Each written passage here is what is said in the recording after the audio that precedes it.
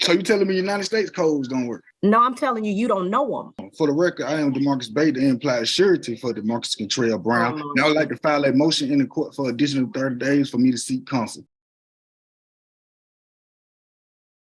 Is the defendant in error free to go? My name is not spelled in all capital letters. Matter of fact, I filed a notice of acceptance of your oath of office. All right, guys. Today's meltdown is straight comedy. We've got a sovereign citizen claiming he's a foreign national, like that means laws don't apply. And get this, he brings in his buddy to represent him, because apparently two confused dudes are better than one. The judge, absolutely hilarious, and not having any of it. Let me know in the comments what you think this guy's IQ is. I'm guessing room temperature, but honestly, that might be generous. Let's dive in. All right, DeMarcus Contrail Brown. Your Honor, we were representing him, but we are going to be submitting a withdrawal to you. You should have it shortly. All right, Mr. Brown, are you represented by somebody else? Yeah. For the record, I am DeMarcus Bay, the implied surety for DeMarcus Contrail Brown. And I would like to file a motion in the court for additional 30 days for me to seek counsel. Okay, so Mr. Bay, Yes. aka Marcus Contrail Brown, so you're seeking a continuance to get new counsel? Yes. Okay, do you have someone in mind, sir? I not right now. I'm seeking counsel. Okay, so here's the thing. I'm going to give you a continuance for 30 days, or I'm sorry, until January 5th. But by that time, you need to have counsel on board when they come back so that they can talk to the state to determine if there's anything they can work out on your case, or if they need to get all of the information necessary for a trial, if that's what you choose to do. So by January 5th, I will expect that you will have counsel. Well, I have paperwork on the docket that haven't been rebutted. I have affidavits of truth that haven't been rebutted. Okay, sir, we don't do affidavits. People have to appear in person because there's a confrontation clause in the United States Constitution that says witnesses, you have the right to confront witnesses in person. So we don't do affidavits, okay? If you have witnesses that are going to present testimony or evidence on your behalf, then you have to have them come to court and be sworn in and testify at that time, okay? So we're not doing any dismissing and all of that stuff. No, sir. When you get your counsel, they'll be able to discuss it with the state, and then y'all can present whatever to the court. And the accusing deputy must be present too, right? Okay. So the people always say that, but here's the thing. The state gets to choose whatever witnesses they wish to bring, just like your side gets to choose whatever witnesses you wish to bring. You can't rely on them to bring the person that you want. So if you want to subpoena someone to appear for trial, then you need to subpoena them. You cannot rely on the state to bring your witness. Okay. Okay. I got you. So, all right. Anything else? And jurisdiction can be challenged at any time, right? No, sir. Jurisdiction rests with this court because this is where the locus of the incident is. Well, I might be wrong, but this really just feels like a stalling tactic. Like, is this guy just buying time to find a real lawyer? Because let's be real, this sovereign citizen script never works. It's like watching someone try to unlock a door with a banana and getting mad at it. Won't turn. How are they still out here thinking judges are gonna fall for this nonsense? But here's the real question. Do you think he's actually that delusional? Or is he just pretending to be clueless to delay everything? Let's get back into it. Well, Mr. Bay, let me just explain something to you. Mr. Bay, listen to me. Okay. I went to school for 3 years for this. That's full time. If I had gone part time, it would have been 4 or 5 years. And I have been working since, oh Lord, I ain't gonna give my age, but I've been a lawyer and a judge for quite some time. I've been a judge for 10 years as of this year. A lot of times people come before me because they've learned stuff from other people, or they've gone online, or they've read it themselves. But I tell you, it doesn't work the way you think it works. And so there's a set of statutes, cases, procedures, all of those things that we have to learn. In fact, let me show you something. Well, how do you have... Wait. You see this book right here? Uh-huh. This is just this year's edition of all the stuff that I have to be able to find to figure out what's going on in your case. This is just this year's edition. And I got a book like this that includes evidence and procedure. I got a whole wall of books. So when you come in here challenging jurisdiction and all of this stuff people have taught you, it's not books. Can I show you my Black Law Dictionary? No, sir. Because Black's Law, that's a dictionary. That's not the full case.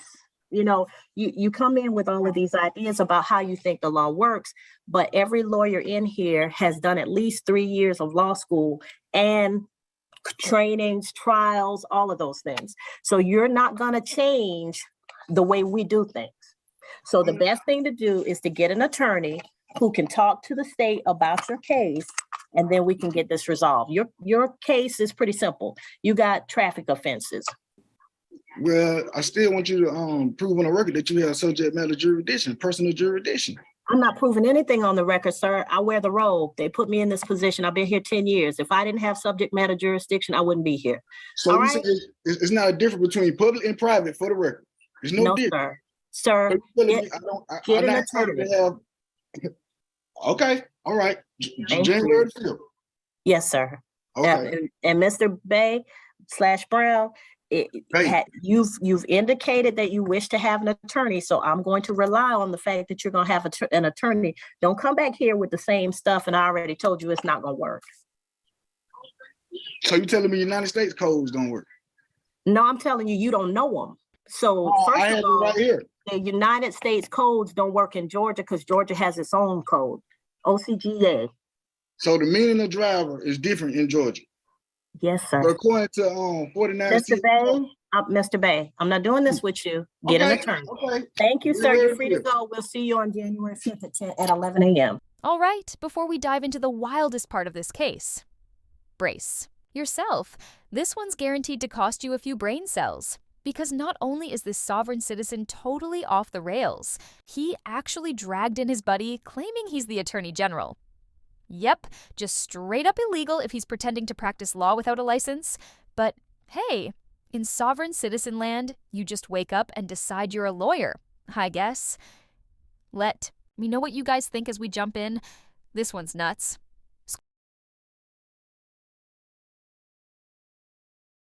So, DeMarcus Contrell Brown. I have interest in that matter. Is the defendant in error free to go? If the who, what? Is the defendant in error free to go? No. Well, let the record show the defendant in error is ordered to stay and participate. Okay, who is the defendant in error? That's a new one for me. The all cap name is trust that I am a beneficiary of. My name is not spelled in all capital letters. I have a court order decree saying that. Okay, Mr. Bay. Mr. Bay, do you have an attorney representing you, sir? Attorney General, my attorney general is online. You may speak to me, sir. Is the attorney general, Mr. Bay, hold on. Let me ask my question before you tell me something crazy. Is the attorney general a member of the State Bar of Georgia? I'm a non-state actor. I'm a foreign national. Matter of fact, I filed Mr. Bay. Mr. Bay, I don't care if you were Alexander Putin, the premier of Russia. If you are in Georgia and you're represented by an attorney, that attorney would have to be a member of the State Bar of Georgia. Foreign national or not. Just as if you went to another country and you had an attorney represent you, that attorney would have to meet the requirements of that country and of that state. Okay, Mr. Attorney, Mr. Bay, hush. Mr. Attorney General. I'm trying to set a record. Mr. Bay, Mr. Attorney General, are you a member of the State Bar of Georgia? You want to unmute for me? Speak, bro. Get off mute. I love how these two sovereign citizen clowns are just casually on a phone call while the judge is talking. Like, bro, you're not chilling at home ignoring spam calls. You're in court. The judge is trying to run an actual legal proceeding, and these guys are acting like they're on hold with Comcast. This right here is why these hearings should always be in person. No Googling fake laws mid-hearing. No muting themselves to avoid getting roasted. Just raw, live sovereign stupidity. Honestly, we need a rule. Sovereign citizens must show up in person to fully embarrass themselves. Might sound harsh, but what else can we do at this point? Let me know what you think. And now, let's dive back in. Because this Attorney General is comedy gold. What's going on is he's a member of a foreign state corporation basically doing business in Georgia. So Okay, basically, sir, that's not what I asked you. No, sir. I get what you're saying, sir. man. No, and I get what you're saying, but we're not doing I that know, because that's not how we operate. Those are not the laws under which I am required to conduct court. So we either gonna do it my way or we're gonna put you We on understand the rules of the court. We understand the rules of the court. I got you. Okay, are you a member of the State Bar of Georgia?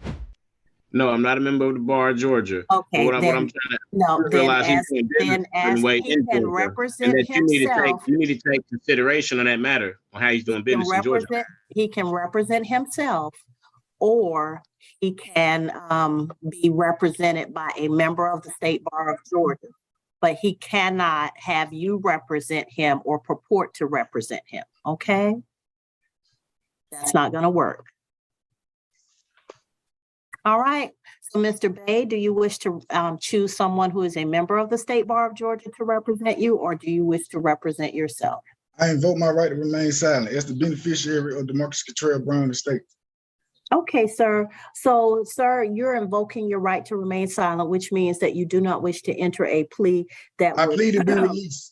That would resolve your case today. As such, the court is going to enter a plea of not guilty for you. I object. You cannot practice law from the bench.